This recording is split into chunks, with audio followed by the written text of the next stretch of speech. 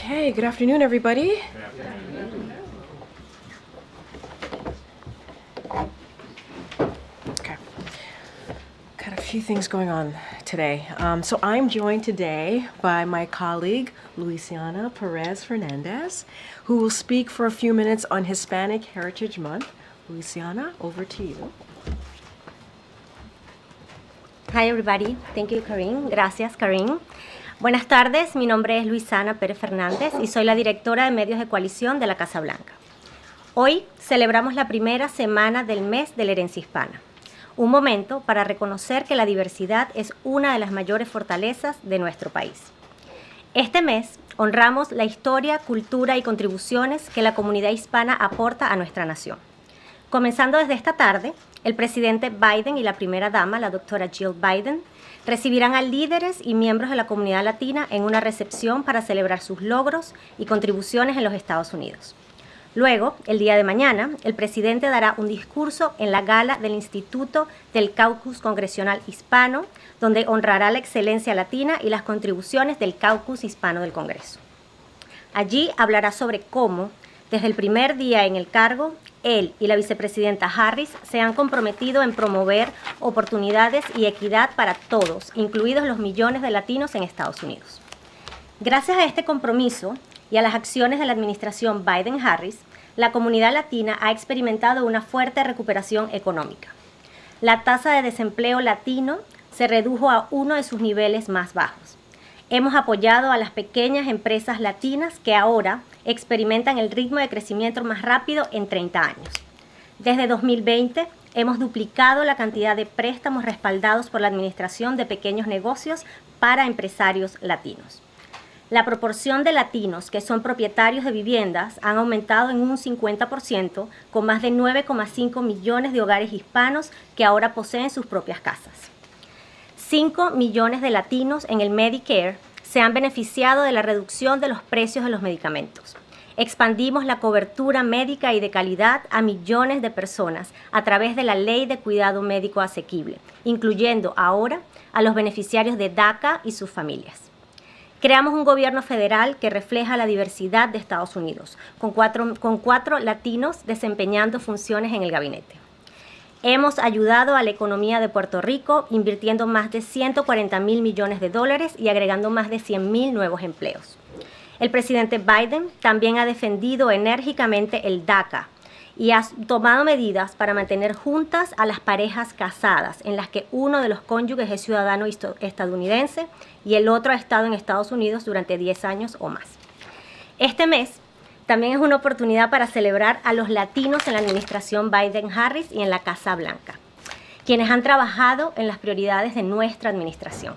Cancelar la deuda estudiantil de miles de personas en Estados Unidos, expandir el acceso a atención médica de calidad para numerosas familias, reducir los costos de los medicamentos y tomar medidas para eliminar la violencia armada en nuestras comunidades.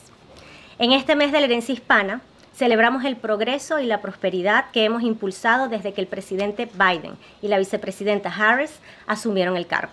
Y nos comprometemos nuevamente a apoyar a las familias latinas y a las comunidades latinas. Y recordemos, la herencia hispana es la herencia de Estados Unidos. Gracias. Gracias. Gracias, Luciana. Thank you so much for coming. And to echo my colleague, today we celebrate the first week of Hispanic Heritage Month, a time to recognize that diversity is one of our country's greatest strengths. This month, we honor the rich history, culture, and contributions to the Hispanic community brings to our nation. This afternoon, the President and the First Lady will host leaders and members of the Latino community at a reception to celebrate their achievements and contributions in the United States. Tomorrow, the President will attend the Congressional Hispanic Caucus Institute Gala, where he will honor Latino excellence and the contributions of the Congressional Hispanic Caucus. In his remarks, President Biden will highlight how since day one, he and the Vice President have been committed to promoting opportunities and equality for all, or equity for all. including the millions of Latinos across the country. Since taking office, President Biden and Vice President Harris have lowered Latino unemployment to the lowest rate on record, supported Latino small businesses, which are now experiencing the fastest growth rate in 30 years, doubled the amount of SBA-backed loans for Latino entrepreneurs. Hispanic ownership has climbed to about 50%, with over 9.5 million Hispanic households owning their own homes. Lowered drug prices for 5 million Latinos with Medicare, expanded affordable and quality health care coverage to Latino families, including to DACA recipients from the Affordable Care Act. Created a federal government that reflects the diversity of the United States, with our 4 Latino members serving in the cabinet. Helped Puerto Rico's economy by investing over $140 billion and adding more than 100,000 new jobs. Vigorously defended the DACA policy and taken steps to keep married couples together, where one spouse is a U.S. citizen and the other has been in the U.S. for 10 years or more. This month is also an opportunity to celebrate the Latinos in the Biden-Harris administration and the White House who have worked on our administration's priorities: canceling student debt for millions of people, expanding access to quality health care, reducing drug costs, and taking action to eliminate gun violence in our communities. This National Hispanic Heritage Month, we celebrate the progress and prosperity we are continuing to create for Latino communities since President Biden and Vice President Harris took office, and we reaffirm our commitment to supporting Latino families and communities. And let's remember, Hispanic Heritage Month is American heritage. Now, my colleague from the National Security Council, Admiral John Kirby, is here to talk to you about the President's upcoming Quad Summit in Delaware, in Wilmington, Delaware, to be specific, and also the UN General Assembly next week. Admiral? Try to do this without butchering my own English here. But good afternoon. We got a busy few days ahead of us here on the foreign policy front, and if you'll just bear with me, I'll give you an overview. This weekend, as Karine noted, in Wilmington, Delaware, the President will host the leaders of Japan, Australia, and India for the 4th Annual Quad Leaders Summit.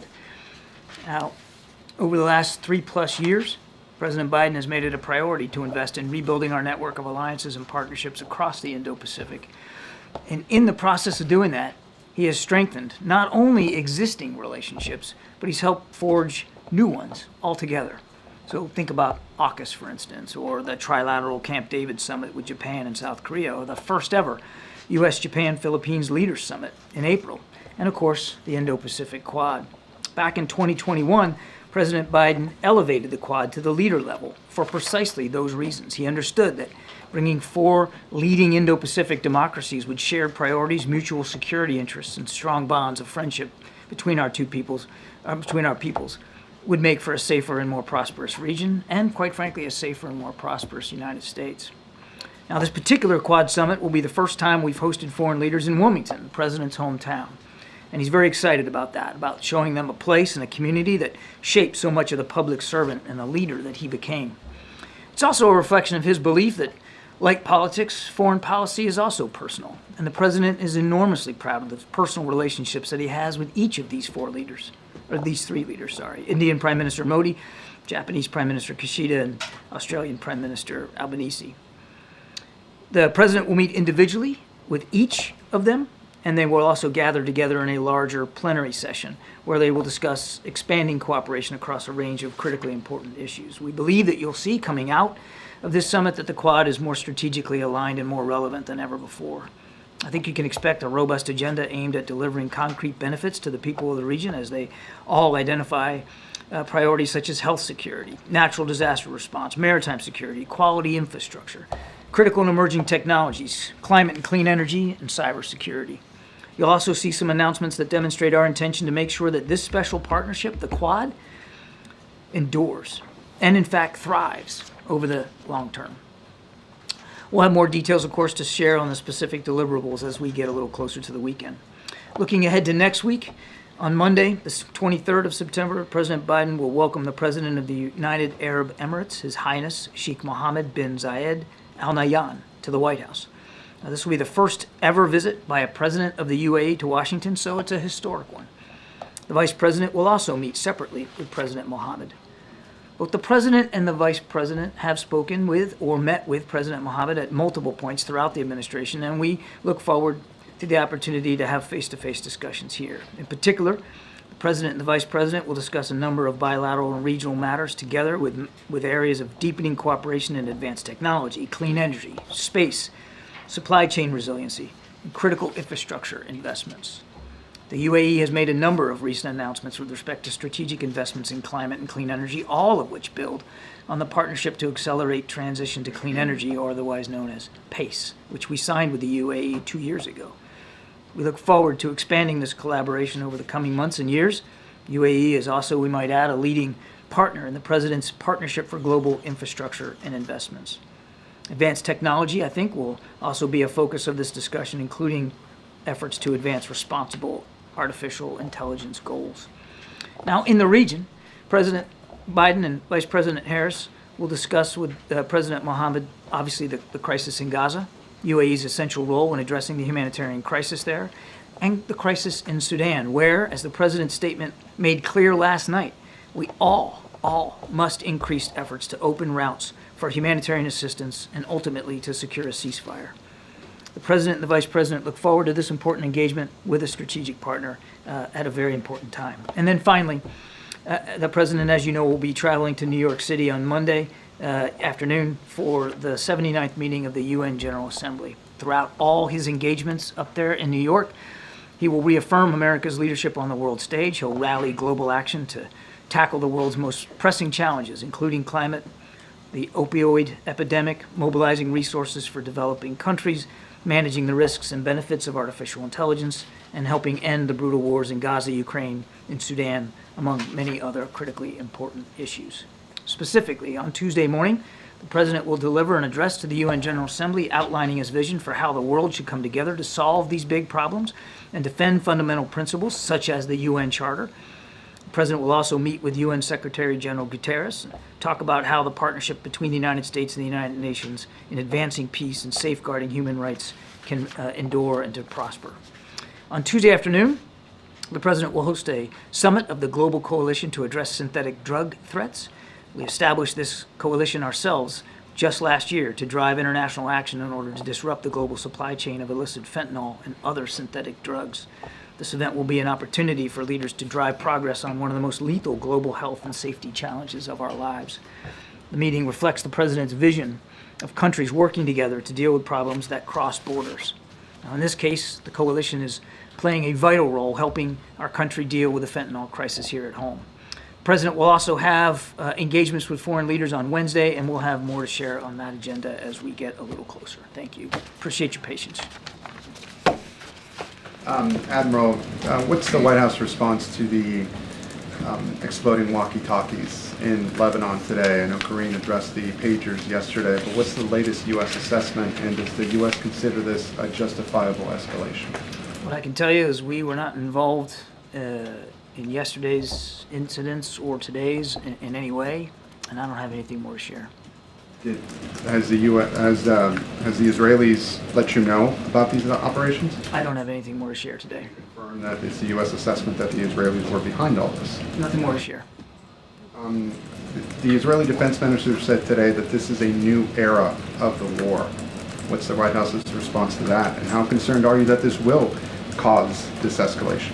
All I'll say is that we want to see the war end. And everything we've been doing since the beginning has been designed to prevent the conflict from escalating.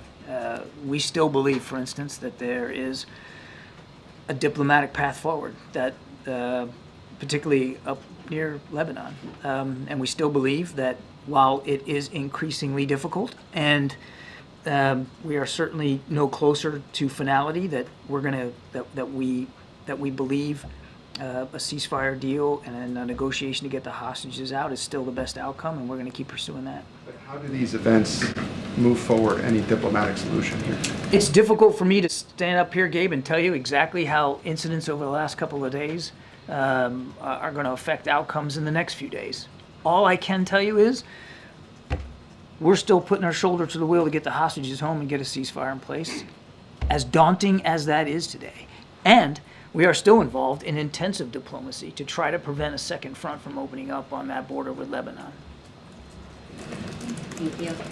Given the rhetoric and the attacks in the last few days, it seems like a full-out conflict is inevitable at this point. Would you agree with that assessment? And is the U.S. government preparing for an evacuation of American citizens in Lebanon and or in Israel in that case? I think we've learned through experience, particularly over now what's going on almost a year here, that nothing is inevitable when it comes to that particular part of the world and this particular conflict. And we're going to, as I said to Gabe, we're going to do everything we can to see if we can end it and get those hostages home.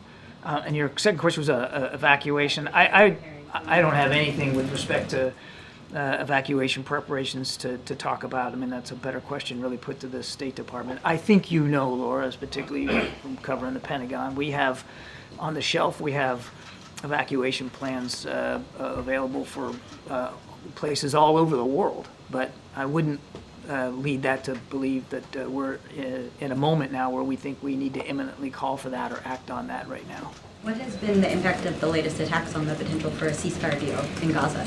I think it's too soon to know if what happened over the last couple of days is going to have any effect on where we are with a ceasefire deal. Sadly, we aren't any closer to that now than we were even a week ago. So it's difficult to see any immediate impact of these incidents, but I think it's just too soon to know in general. Officials have said we're 90% there. Is that still the case? I think in terms of the agreed framework and the language, that's still the case. The framework has been agreed to. The major architecture of the deal had been agreed to by both sides. But as we said, once you get down to niddling over that last 10%, and you're in that kind of horse trading, it gets real hard, and the details get real specific, and that's where we have run into some resistance, and we're not any closer today than we were a few days ago. Thanks. CBS News, at least, has learned that the Defense Secretary, Lloyd Austin, spoke yesterday with the Israeli Defense Minister 2 different times. We've been told no specifics were given about the operation that happened yesterday. Was there any heads up given yesterday that there would be more attacks in Lebanon today? Well, I'd refer you to the Defense Department to speak to conversations that the Secretary had with Minister Gallant. As I said, there was no U.S. involvement in either of these incidents, and I have nothing. One thing, though, but awareness it was coming is another. I recognize the question. I have nothing more to add.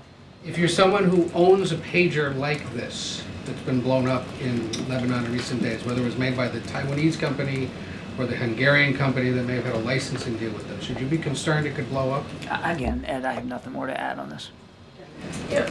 Our sources have confirmed to us it's been widely reported that Israel is responsible for this, but notably you still won't say that.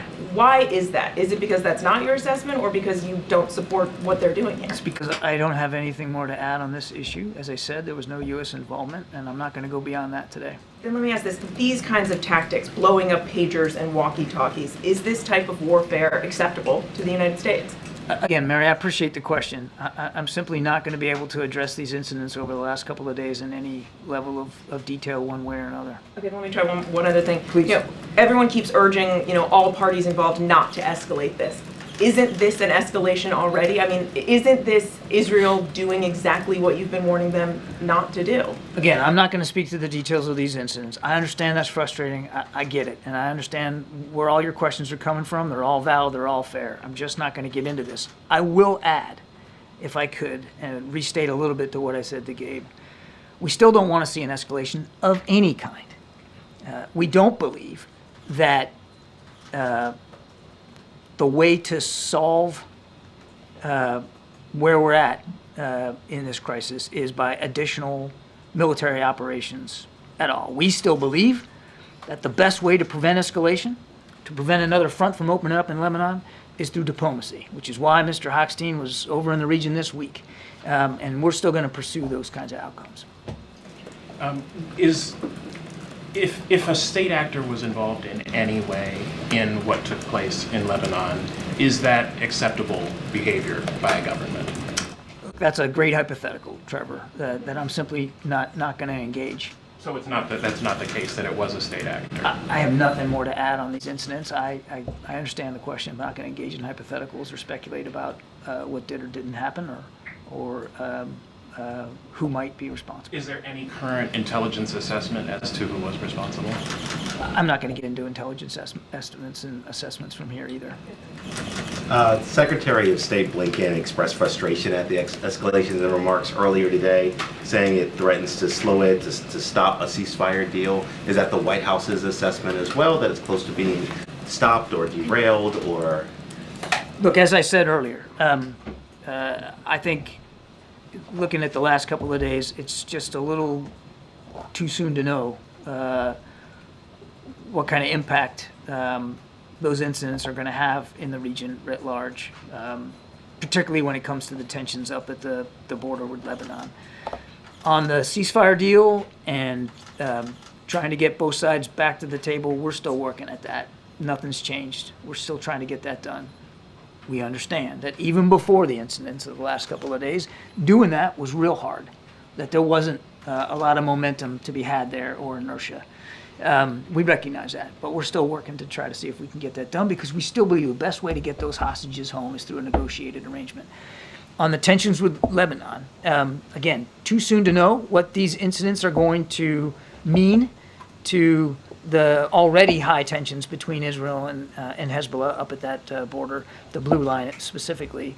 All I can tell you is even as recently as a couple of days ago, Amos Hochstein, our envoy, was in the region having discussions to do everything we can from a diplomatic perspective to prevent those tensions from escalating into all-out conflict. One more just on Wilmington this weekend.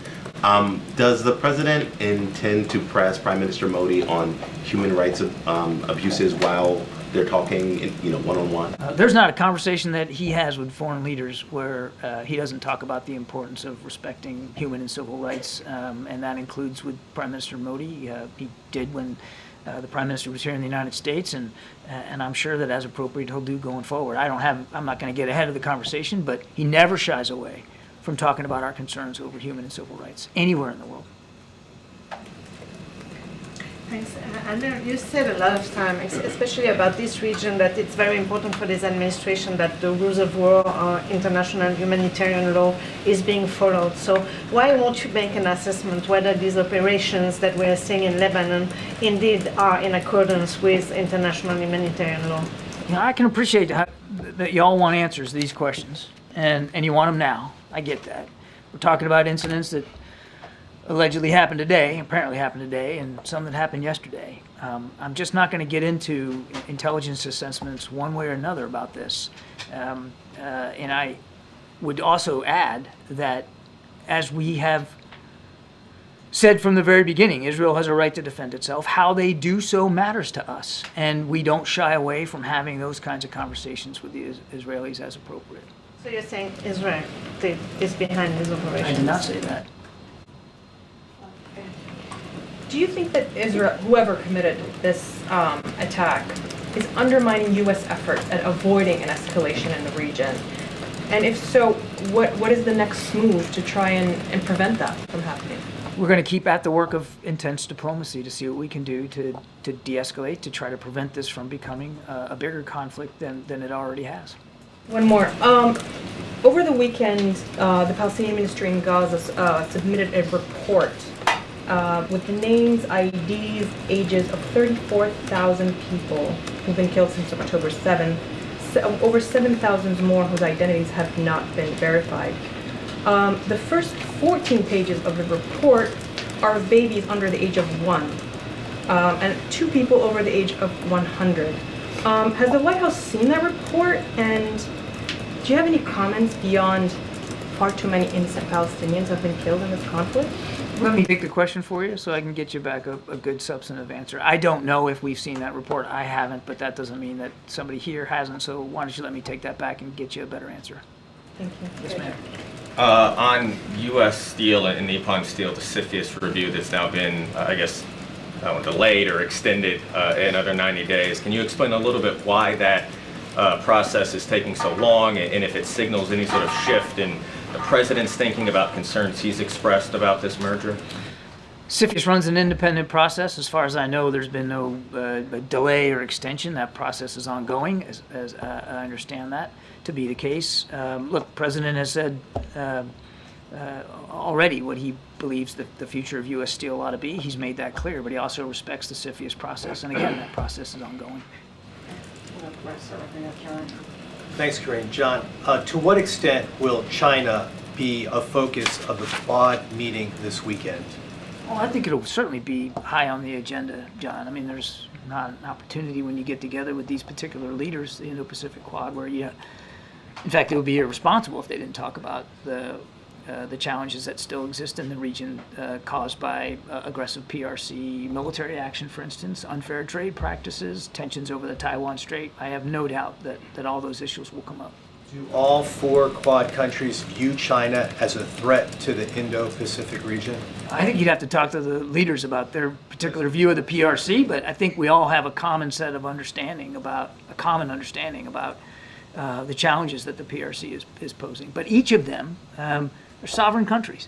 They get to decide for themselves what their relationship is going to be with the PRC and how that looks. Each of them has a different relationship with the PRC, including us. Thank you, Karine. Admiral, there's been a decided shift in confidence among U.S. officials about the ability to reach a ceasefire deal in the near term. And today, National Security Advisor Jake Sullivan is meeting with hostage families again, and I'm wondering what the administration's message is to them. Well, number one, that we haven't forgotten their loved ones. Number two, that we're going to do everything we can to get them home where they belong, back with their families. And number three, that even though we haven't found purchase here with this deal, we're not going to stop trying. That we're still working very hard every day. I mean, I had a chance to talk to Brett McGurk earlier today. I can assure you, he's still working to see what we can do to try to move this forward. It doesn't appear right now, and I don't want to get ahead of Jake or speak for him, but I would imagine that he'll also convey to them, and it doesn't appear that Mr. Sinwar is serious at all about moving this forward and coming to closure on it. But it doesn't mean we're giving up on him. And then in the events in the region more broadly, given what happened in Lebanon, in previous instances where there's been the possibility of wider escalation, we've seen the U.S. move military assets, vessels, aircraft in the region. Is there any of that going on right now? We have a robust presence in the Middle East right now and have sustained that, as you know, over the last few weeks when there was concern about escalation. What I can tell you is that force posture is still there, still robust. We look at it every single day as against the threat, and we make adjustments as we need to. Not all those adjustments make headlines, or do we announce them for understandable reasons, but the President is confident that we maintain sufficient military capability in the region to defend our interest and, of course, our allies and partners as appropriate. And just quickly, if I may, on that, last year the President's message was largely about Ukraine and the need for more funding for Ukraine's defenses. October 7th happened just a couple weeks later. How much will that figure prominently in the President's events next week? Well, without getting too far ahead of the President's speech, I think you can expect him to talk about the modern crises that we're facing right now. Certainly Ukraine and Gaza are two of the chief ones there, and how American leadership matters, how coalition building matters and has made a difference in both conflicts, and how we have to stay at that work. Thank you. Thank you. John, next week President Zelensky of Ukraine will present his victory plan to President Biden. Has the President had a chance to review this plan, and would you call it victorious? We've not been fully briefed on it. Will President Biden host President Zelensky in New York or here at the White House? I don't have a meeting to announce today, but stay tuned. Ukrainians have requested a meeting, according to our sources, with Vice President Harris. Did she accept this I would refer you to Vice President Harris's staff. You know she has met with President Zelensky face-to-face on a couple of occasions, and I know she's spoken to him on the phone. I have little doubt that if the opportunity presents itself and both of them can have another conversation, they will, but you'd have to talk to her staff on Getting back to Lebanon, so those communication devices were reportedly made in Japan and Taiwan. Have you reached out to your Japanese and Taiwanese counterparts in that matter? I'm aware of no such communication. Thank you, Karine. Admiral, staying on the subject of Russia, the government of Armenia today said that they formally plot Russian forces to try to stage a coup in their country. Is the White House aware of this and have any comment? I won't get into intelligence assessments specifically, Jonathan. I would just say writ large, and we've talked about this before, Russia has proven adept and certainly interested in interfering in democratic institutions around the world, certainly here at home, no question about it, but overseas as well. And it is a constant topic of conversation between us and our allies and our partners, and we're doing everything we can working with them to try to disrupt that interference. Thank you so John, much. can you address the famine in Sudan? John, can you address the famine, please? I think if I could just briefly point you to the president's statement last night. How serious is it? How dire is it? I don't know of a famine that's not dire. Right. It's dire. Numbers-wise, Millions I of mean. people have been pushed out of their homes. Hundreds of thousands of them are facing incredibly violent circumstances. And yes, there's real famine and real hunger. And that's why we are working incredibly hard. And that's why the president himself wanted to make that point about last night about that town Al-Fashir and the RSF's basically siege of it. It's got to stop. Both sides have got to start coming together, sitting at the table and doing what's right by the Sudanese people. And I'll tell you something else. He's not going to stop fighting for the people of Sudan. We're not going to stop trying to find a way to end this conflict. The president has called on the belligerents to come together. Are they listening, John?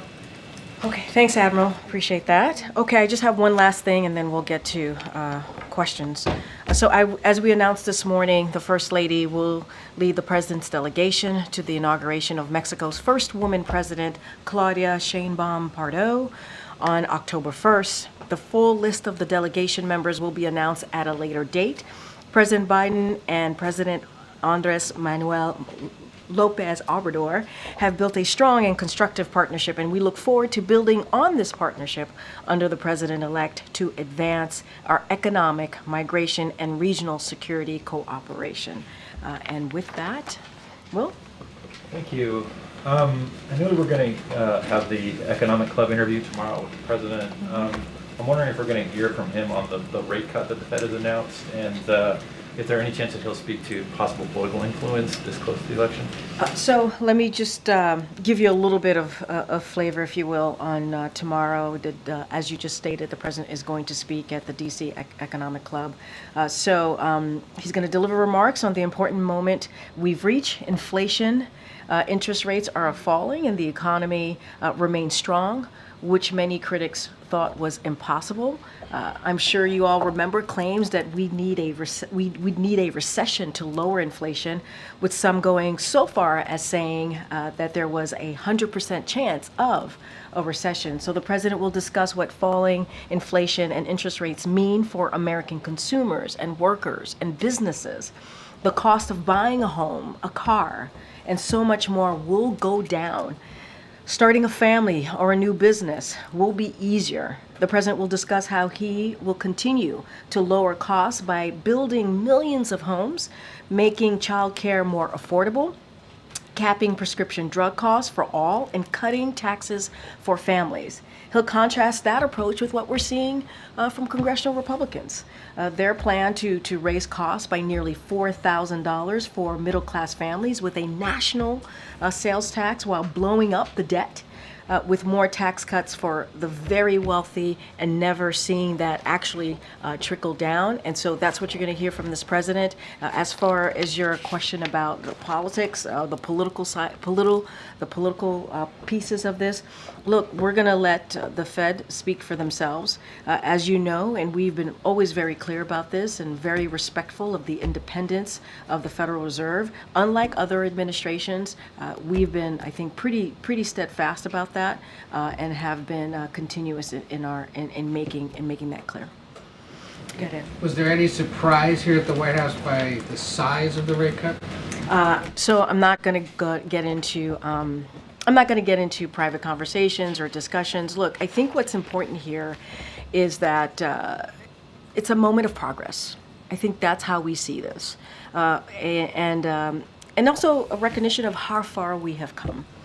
And so I think that is what we think is important here. And I just mentioned at the top, or in that question that I was asked by Will, how this is important for families, businesses. Now prices are going to go down if you think about being able to buy a home. And these are important items for the American people. And so that's how we see this. We see this as a moment of progress. A few other quick things. The former president is now under what the Secret Service says is a pretty substantial security footprint, pretty much on par with what the sitting president gets. Is President Biden satisfied that he's now getting, that President Trump is now getting the protection he needs? So look, I'm just going to kind of reiterate what you heard from the director just yesterday in the aftermath. What you heard from the director, but also in the aftermath after July 13th, the president was very clear. He wanted to make sure that the former president should have the highest level of protection. That's what he offered by the Secret Service. That's what he wanted to see. President Biden wanted to see that. And he has also repeated over and over again that the Secret Service needs to make sure, that we need to make sure that they have the resources, the capabilities. What their mission is incredibly, it's critical, what they're trying to do. And so since July 13th, the Secret Service has greatly enhanced that security for the former president. And so honestly, they are the only ones who can speak to the specifics on what that looks like. But again, the acting director, Rose, spoke to this yesterday. I think you also heard from Secretary Mayorkas on this as well. And so I certainly would leave it to them. I'm sorry, not Secretary Marcos, the Department of Justice Secretary. But yeah, Secretary Mayorkas, I'm so sorry, Secretary Mayorkas. That's what you heard from yesterday. Going back and forth on that. I could have asked the Admiral, but I'll ask you. The fact that this summit is being held in Wilmington as opposed to New York or here or Camp David, what should we read into the fact that he's taken him to his hometown? Look, I think that what people should look at this as politics, whether it's foreign or domestic, is indeed personal, right? It is very much local. It is very much personal. And if you think about this, is that the president has developed over 3.5 years and more, the president has developed a relationship with these leaders, and so he wanted to continue on that diplomacy, if you will, by bringing them to Wilmington. And I think it's important. I think it's important show of how those relationship has grown. It's important to show how much the president really focuses on foreign policy, and I think that's what you should see from that. It's politics, not just domestic, but also foreign policy is very much local, and I think that's what you're going to see from this president. Is holding it in Wilmington something he considered, or hosting any world leader in Wilmington something he considered previous to now, or that he would have done more of? Had there been a second term? I mean, this is a city that's gotten used to him and the footprint being there every weekend or every other weekend. So look, why now? It is indeed, Wilmington, Delaware is his home. It is a place that he talks about often, as you stated, that he went back every weekend, as you know, every day, as you know, when he was a senator raising his boys. And so this is what you see from this president when he goes to Wilmington. And I think, look, I'm not going to go into what the president was thinking before he decided to not run for re-election. I'm not going to go into that. What I'm going to go into is that he thinks it's important in the relationship that he has built with these leaders to bring them to his hometown. And again, not just politics, but domestic policy, foreign policy as well, as it relates to the American people, is indeed very local. And so he's looking forward to bringing them to his hometown.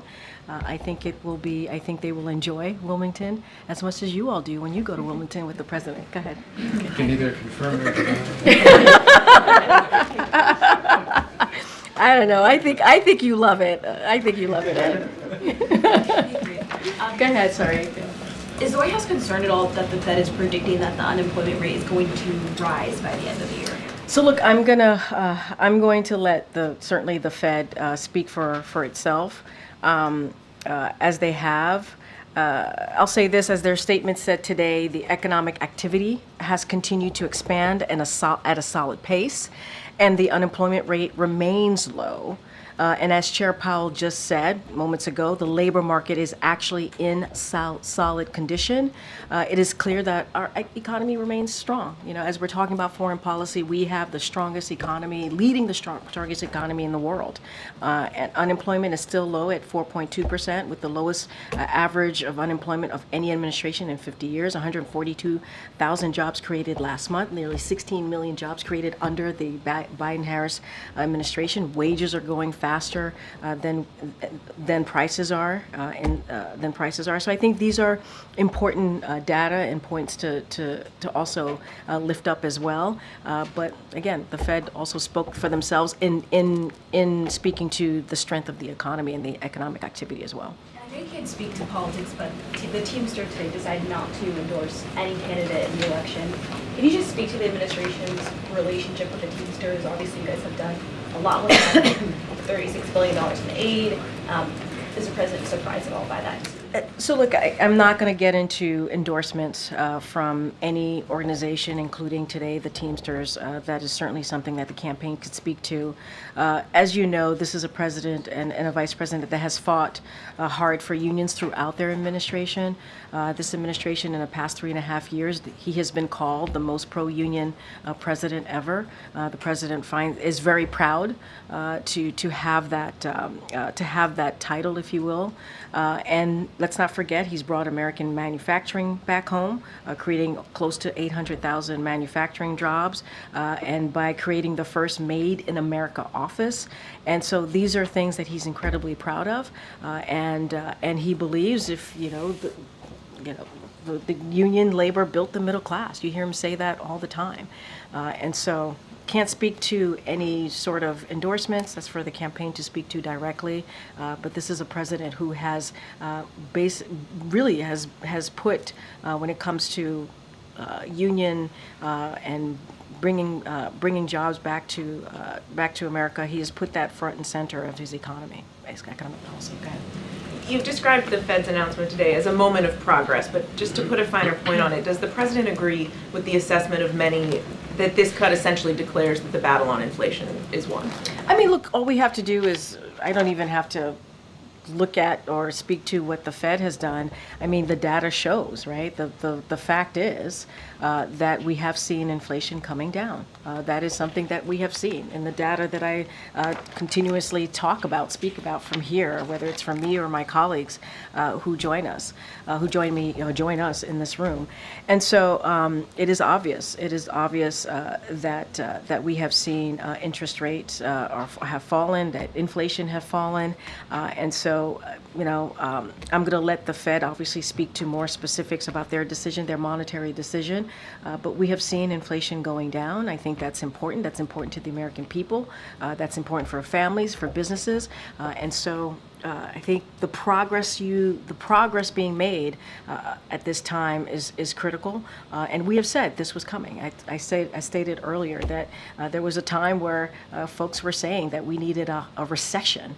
And this has proven through the president's economic policy and what he's been able to do that we didn't need to do that, right? We needed to make sure that we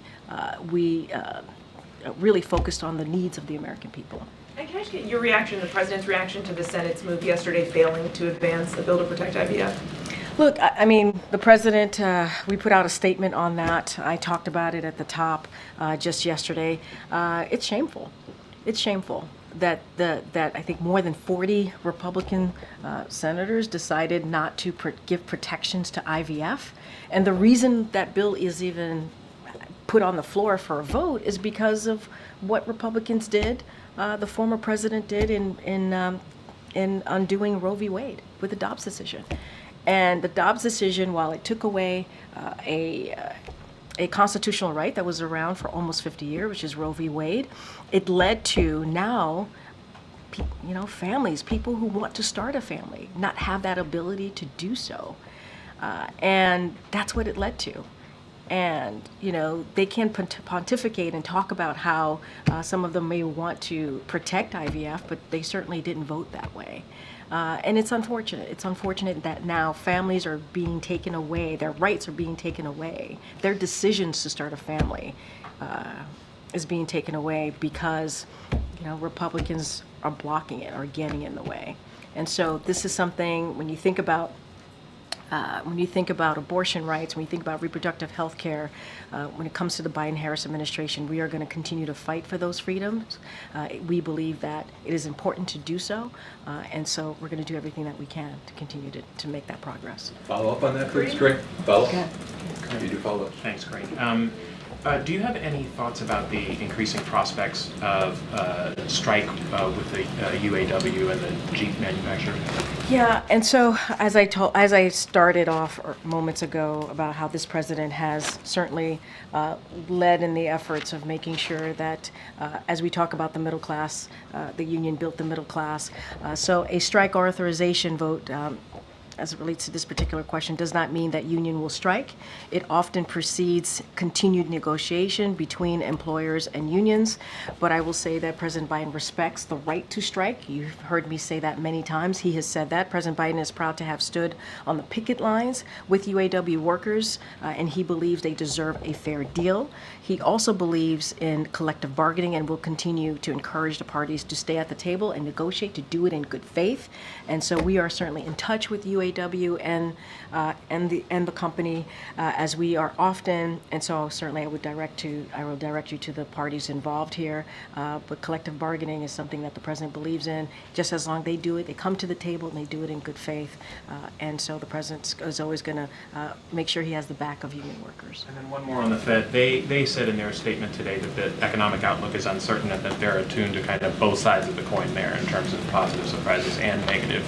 You've kind of emphasized the positive trajectory that you see. Are you also attuned to the possibility that we are witnessing a weakening labor market, a weakening growth trajectory? And look, as you heard me lay out some of the positive things that they have said about the economy and about the certainly the unemployment remaining low, which is incredibly important. The labor market continues to be in a solid condition. I think that's important too to note. Look, we see this as a moment of progress. We really do. We see this as inflation going down, interest rates going down. I'm going to let certainly the Fed speak for itself, but the economy does remain strong. That is still the case. It remains strong, and that is because of the work that we've been able to do, this administration has been able to do in the past 3.5 years, making sure that we are addressing the issues of American families and American people across the country. And so this is progress, and this shows, I think what we saw from the Fed today shows how far we've come.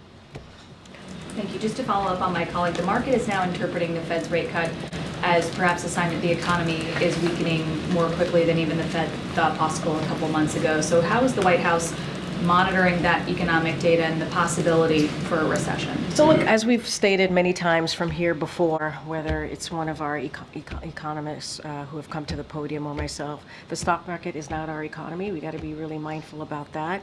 What we believe is the economy is resilient. The data still shows unemployment is low at 4.2%. We have a strong economy. It continues to be strong. And I think what we're seeing is a moment of progress. As I've stated many times before, we're still continuing to see jobs, more than 140,000 jobs just last month. And so GDP grew 3% just last quarter. And so this is important. This is important when we look at all of the data together, that we are continuing to see a strong economy. The stock market is up more than 40% under this administration, but that is not our economy. And so we're continuing to see progress. We've come a long way since this president and this vice president walked into this administration. The economy was in a tailspin. And we've managed to turn that around. Now, as you hear us say all the time, is there more work to be done? Yes, there's more work to be done. We want to continue to lower costs for the American families and Americans across the country, and we're going to continue to do so. And you're going to hear from the president tomorrow directly. And on Teamsters, I know you can't talk about the endorsement specifically, but the union also put out its internal polling that showed that there was a pretty wide margin of rank-and-file membership that supported former President Donald Trump. To what extent is that a referendum on the work of this administration?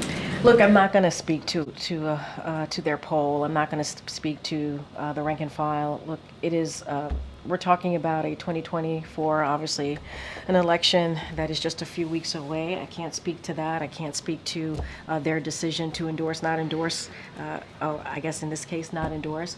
What I can speak to is what this president and this vice president has done in the last 3.5 years. This president has been called the most pro-union president ever. And I think, Trump outpolled President Biden when he was I hear you. I mean, we're talking How about. does that reflect on I, the we're also administration's work? we're talking about one union, right? We're talking about the Teamsters. 1.6 million people. Yeah, I hear you, but we're still talking about one union. And I'm not going to go into their data. I'm not going to go into their polling. But what I will say is many other labor unions have said, and they've been very clear about what this president has been able to do. Thinking about manufacturing jobs, you're thinking about building an economy that leaves nobody behind. You're thinking about what we've been able to do to make sure that we're bringing back American jobs here. Made in America, obviously here. We created an office to do just that. And so the president has certainly not just done the talk, he's walked the walk. And I think there are many labor unions out there who have seen that from this administration. I'm not going to dive in or double down or get into a particular polling that's out there. Karine, following up on Mary's question, back in August, I asked the president whether he thought the U.S. had beat inflation, and he responded with an emphatic yes. Today, Jerome Powell was a bit more cautious, and he said, we're not saying mission accomplished. So I want to ask you again, does the White House believe, does the president believe that the U.S. has beat inflation? So what we believe is that we've seen progress. That's what we believe. We believe that inflation indeed has gone down, right? That is something that we have seen over the past several months. Inflation has gone down. We cannot forget where we were when we walked into this administration, a once-in-a-century pandemic. And the economy was in tailspin. We did not have a comprehensive plan on how to deal with the pandemic. That's something that the former administration did not leave us. And so we see that inflation is going down, not just us, it is indeed the data is showing that, and now interest rate is going down. I'm going to let the president speak for himself. He's going to speak tomorrow at the DC Economic Club, and he'll have a lot more to say. Right now, you're not going as far as the president did in office. I'm going to let the president speak for himself. That's what I'm saying. I'm saying I'm going to let the president speak for itself, and what I can say is that it is a fact that inflation and interest rate are indeed going down. That is what we see, and we're just stating the obvious. This is not talking about the monetary decisions that the Fed has made. This is just stating the obvious and the fact. I'm going to let the president speak for himself. Thanks, Karine. Donald Trump suggested yesterday that he wants to eliminate the cap on state and local tax deductions, which he signed into law a few years ago, generally speaking. What is the administration's position on this cap? Should it be removed, and why not? Look, I'm going to just let the campaign speak to that, as it is related to his priorities as a candidate. I'm just going to let them speak to it. Okay. Karine, thank you. The president has had a long career on the world stage as chairman of the Senate Foreign Relations Committee, as vice president, and of course as president. And I'm wondering, going into these summits, the Quad Summit and the UNGA meeting, how much will we see him speak in a personal way about his legacy, his vision? This will be his final talk, his final address to an UNGA group, and also thinking about the speech tomorrow. You said that the president will discuss how he'll continue to lower costs by building millions of homes, making childcare more affordable, capping prescription drugs, etc. How much does he think he can realistically accomplish in the waning days? I'm going to certainly I'm going to let the president speak to that and more. I was just giving you a little bit of a taste of what the president wants to talk about. And look, lowering costs has been something that has been at the center of his economic policy, a priority for him in the past 3.5 years. And so that is something that we're going to continue to do. And I think under this administration, we have been able to to build homes for people in an affordable way, and that's something that we're going to continue to do. We've been able to deal with child care, especially the child tax credit. That is something that we were able to do with the American Rescue Plan, which only Democrats voted for in Congress, and that actually made a difference. So you've seen some of the approaches that the president has been able to do. We have already beat Big Pharma, and so you have seen prescription drugs go down because of the work that this president has done with the Inflation Reduction Act. Again, only Democrats voted for that, and that was something that you've heard from elected officials for years, that they wanted to beat Big Pharma. This president was able to do that. So I'll let him speak more to that tomorrow and what that's going to look like, and lay out his plan and his thoughts. As it relates to the world stage, the president has been a leader in the world stage, on the stage. Not just throughout his Senate career, as you just stated, as VP, as president. You think about how he's been able to bring partners and allies together on really important moments, critical moments in the past 3.5 years. Look, I'm in a personal way. I hear the question. What I will say to you is I'm going to let the president speak to that. And speak to his own personal views, and a look back, if you will, of his 50-plus year career, and what he's been able to do on the world stage and also here domestically. And so I'm going to let the president speak to that. But I think he is very proud of his accomplishments and what he's been able to do, and he'll speak more to that. So I'll let that go. Great. Get VOA. Thank you, Karine. Again, next week, President Zelensky will meet with President Biden, be it in New York or in D.C. Can you talk to me about President Biden's expectations from this meeting, given that this might be their last in-person interaction before President Biden leaves the White House? I'm not going to get into details or specifics or his thoughts, behind-the-scenes thoughts of how he's thinking about it. As you know, he has he's met President Zelensky many times, and I think President Zelensky has appreciated his leadership, and we've been incredibly impressed by the bravery of the Ukrainian people as they continue to fight for their democracy, their freedom, and so you've seen an unwavering support for the Ukrainian people, and certainly the president has led in more than 50 countries getting behind the Ukrainian people as they fight for their sovereign territory. And so certainly that's what you're going to continue to see, and I'll just leave it there. In D.C. or New York, just to follow up. I don't have anything else I don't have anything to add. One more, if I may. Senator John Kennedy accused Arab American activist Maya Berry of supporting Hamas, even though she denied it. So the senator told her, let me quote, "You should hide your hat in a bag." Do you have any reaction to such an intent? Yeah, I do actually. I'm glad you asked the question. Look, fighting hatred of all kinds, including anti-Arab sentiment and Islamophobia, was a core tenet to the president's campaign, and continues to be a driving force of his time here in office. As you all ask me about his last 4 months. And speaking to this specific moment that we saw, that we all witnessed, it was shameful. It was shameful insults and abusive treatment of an Arab American Institute Executive Director, Maya Berry, at yesterday's Senate hearing, and they were deeply troubling and demonstrate why we need to fight against hate, fight against discrimination of all kinds, It is a bigoted and dangerous and very wrong to call someone a terrorist sympathizer based upon their heritage or their religion.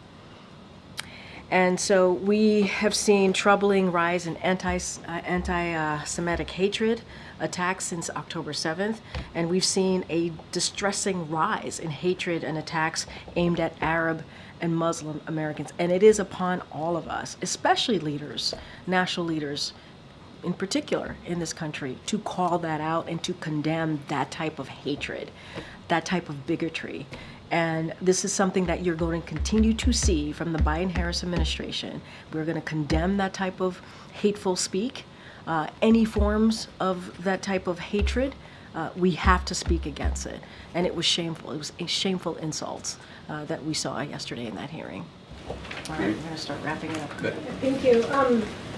And somebody may have asked this before, and if they did, I apologize, but I would love to get an answer anyway, which is, back in July, late July, you said that the White House was recalibrating in the wake of the president's decision. And I'm wondering if that recalibration is done, and like if you got a flow chart, like what does this last 4 months want to do? No, fair enough. Fair enough. Look, and I think it was fair to say that we were recalibrating. As you can imagine, what we saw in the end of July was historic. I had never seen before. And so what I can say more broadly is that the president is focused on the American people. He is. Whether it's the economy, healthcare, foreign policy, it is, and many more other issues that Americans care about. That's what he wants to put at the forefront. That's what he wants to continue to build on the successes that we have seen over the last 3.5 years, and wants to continue to make sure. You heard me just talk about the Inflation Reduction Act. You heard me talk about the American Rescue Plan. There's so many other things, the bipartisan infrastructure legislation, the CHIPS and Science Act, right? The PACT Act. There's so many historic pieces of legislation that we want to continue to implement and get done. So that is critical and important too. Like the president is making sure that his teams and the different agencies are on it, are on top of it, on getting that done on behalf of the American people. And so it is a wide range of issues that matter to him because it matters to the American people. And you're going to hear from him next week at UNGA. You're going to hear from him this weekend at the Quad Summit.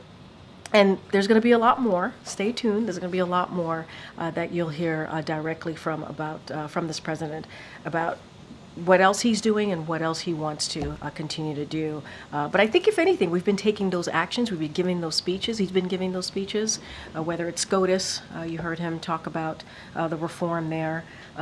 So tomorrow he's going to talk about the economy. He's going to talk about lowering costs. He's going to talk about what else he wants to get done. I was just asked, the little bit that I shared about with home ownership and lowering cost, and certainly prescription drugs. How is he going to get that all accomplished? He'll speak to that tomorrow as well. Okay. Great. All right. Go ahead, John. Thanks a lot, Karine. I saw some polling yesterday that caught my attention, and I wanted to get your views on this polling. Okay. It indicated that nearly half of Republicans say they won't accept the results of the presidential election if their candidate loses. Nearly a quarter of Democrats won't accept the results of the presidential election if their candidate loses. And the polling also indicated that 14% of Republicans would take action to overturn the election if their candidate loses.